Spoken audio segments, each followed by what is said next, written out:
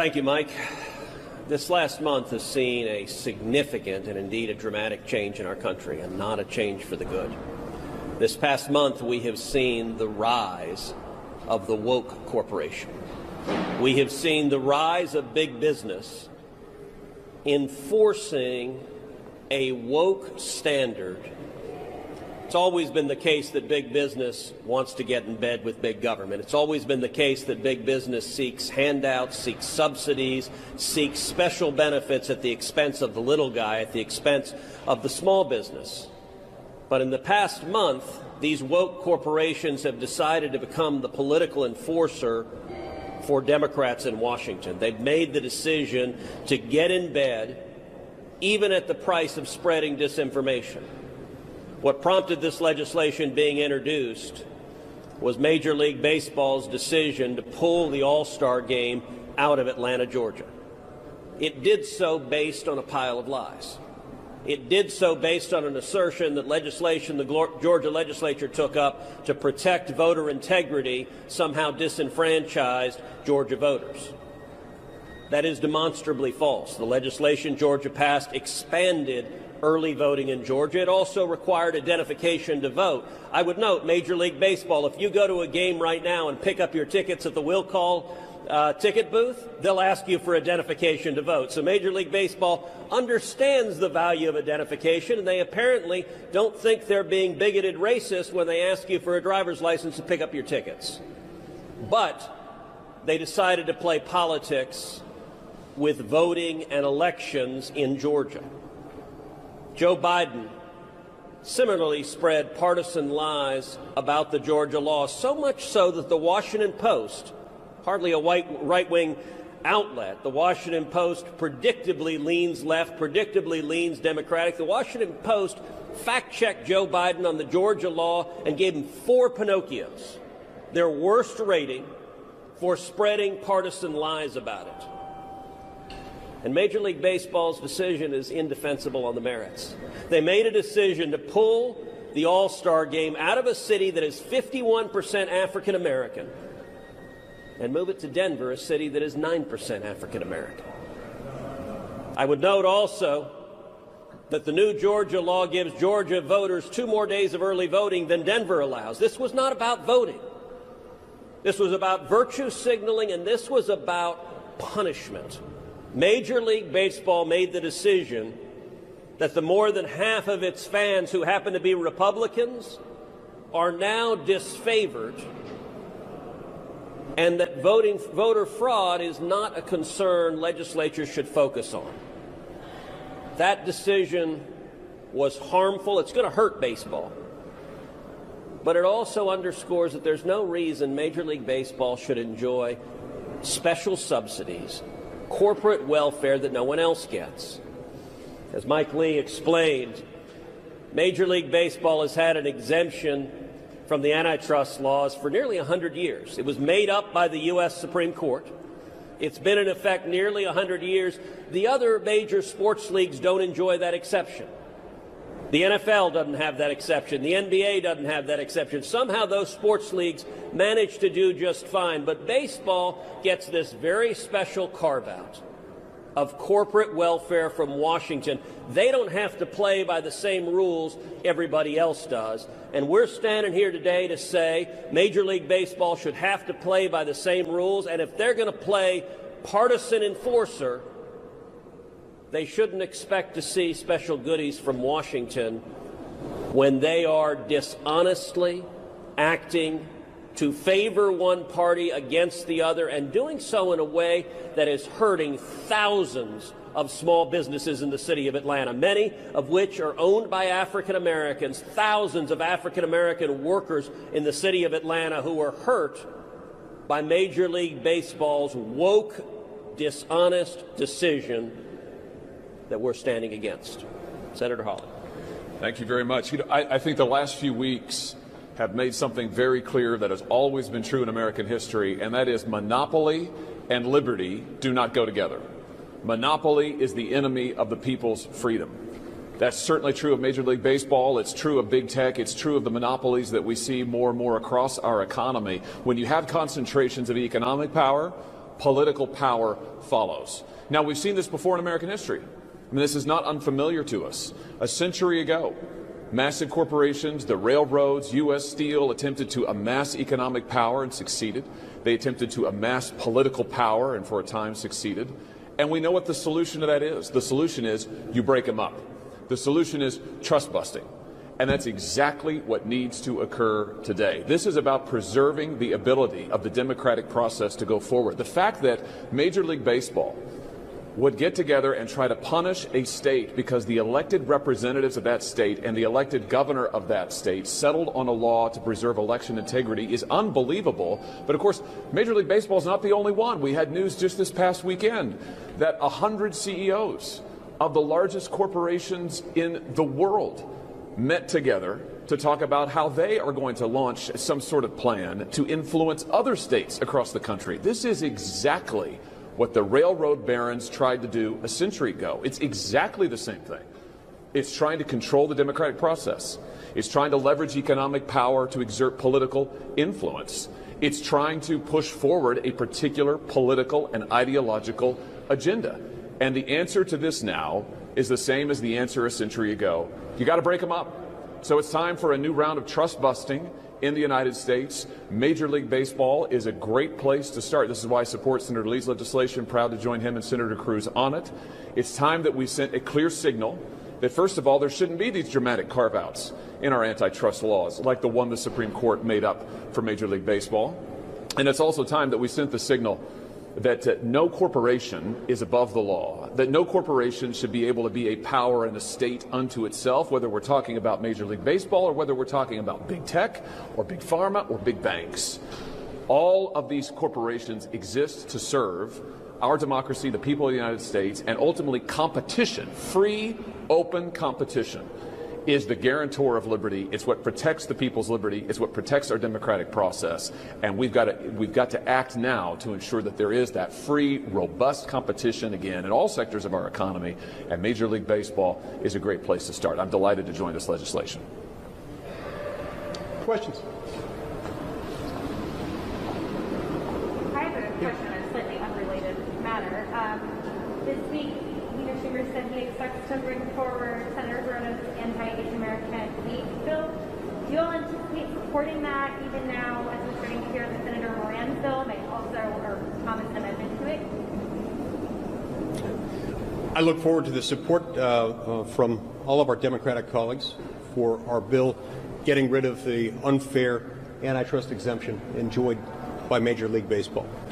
Look, when they acted this way, when they made this announcement about the All-Star Game, my immediate thought was this is the behavior of a monopolist.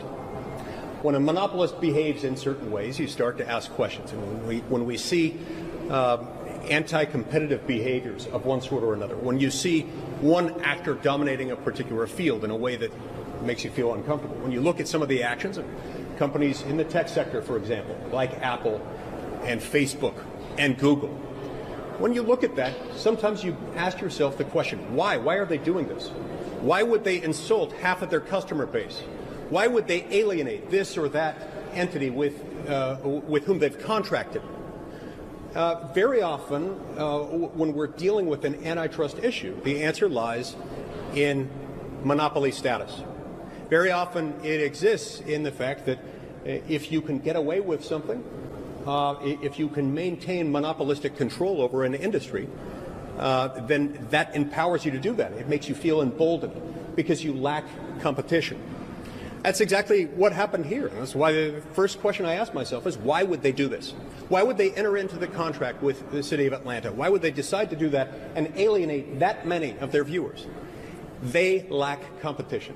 And they've enjoyed that lack of competition for 99 years due to a judicial mistake. But it's a judicial mistake we can correct, and we intend to do so. Yep. You've all noted that the NFL, NBA, NHL don't have this protection. They also don't have any leagues that rival them in the marketplace on that same level. Is the expectation that this would allow a rival league to spring up, or is it more meant as a symbolic gesture? And Senator Hawley, particularly you come from a state with two Major League Baseball teams, what's the expectation that this would mean for those teams in St. Louis. Go ahead.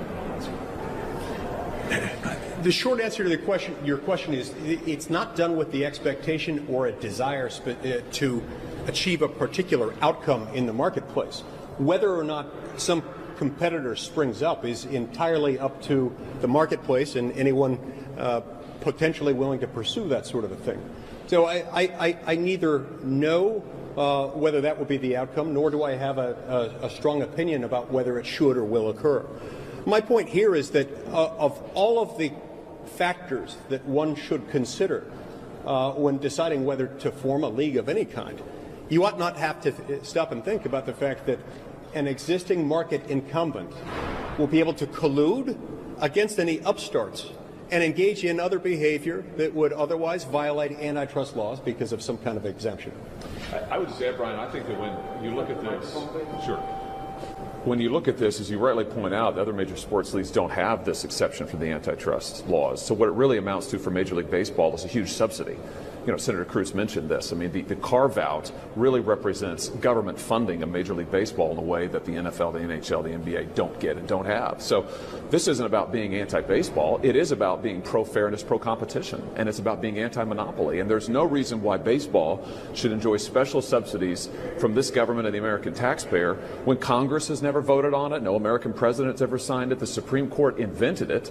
The league is effectively being subsidized with taxpayer dollars in a way that no other league is. Why should they have that special carve-out and get those special subsidies? And I think their behavior now, this monopolist behavior that Senator Lee's talking about, really brings this issue to the fore. I mean, this is a league that increasingly wants to exert political influence and at the same time wants to get government handouts and government subsidies. They just can't have it both ways.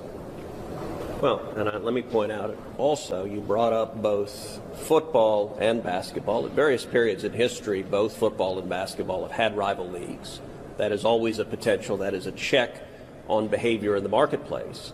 And when it comes to Major League Baseball's exemption from the antitrust laws, that's a special benefit only baseball gets that nobody else gets. It's not just the existence of rival leagues. It's anti-competitive behavior that baseball is allowed to carry out. And that is a special subsidy. It is corporate welfare coming from Washington.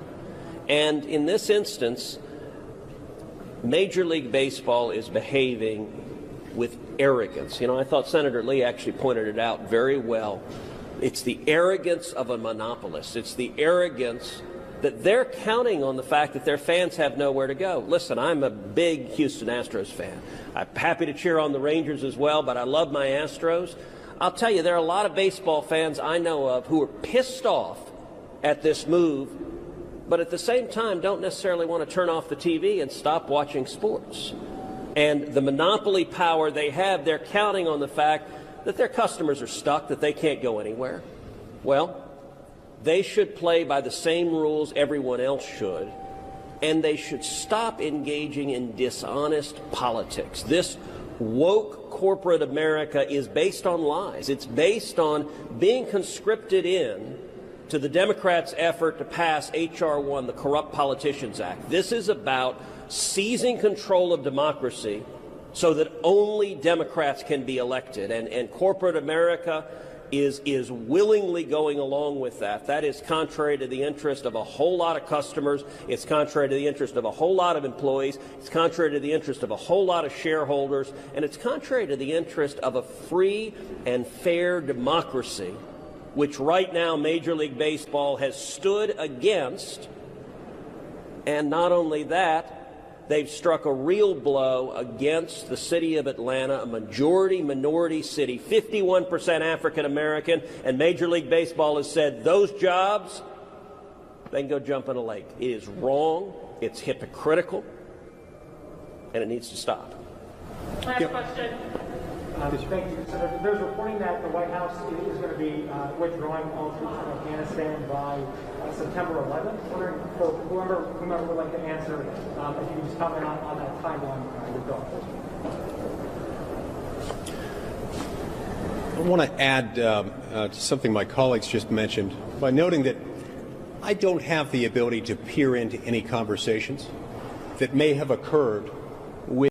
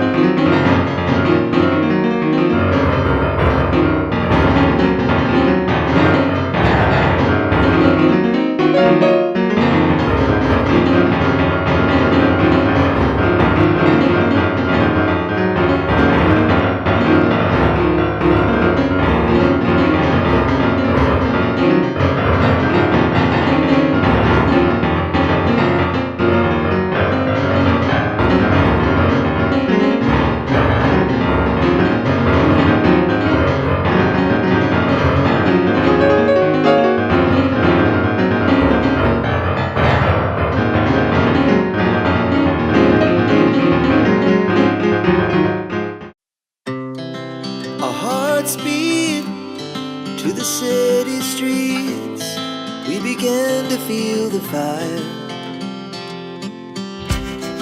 We rise like tall buildings as the chemicals, they take us higher. The night's young and it's just begun as she puts her hand in mine. We wanna chase the night, wanna dance to the light, pull stars from the sky, just two hearts running wild. Never sleep, never stop, as we shout from the top. We're gonna be two hearts running wild.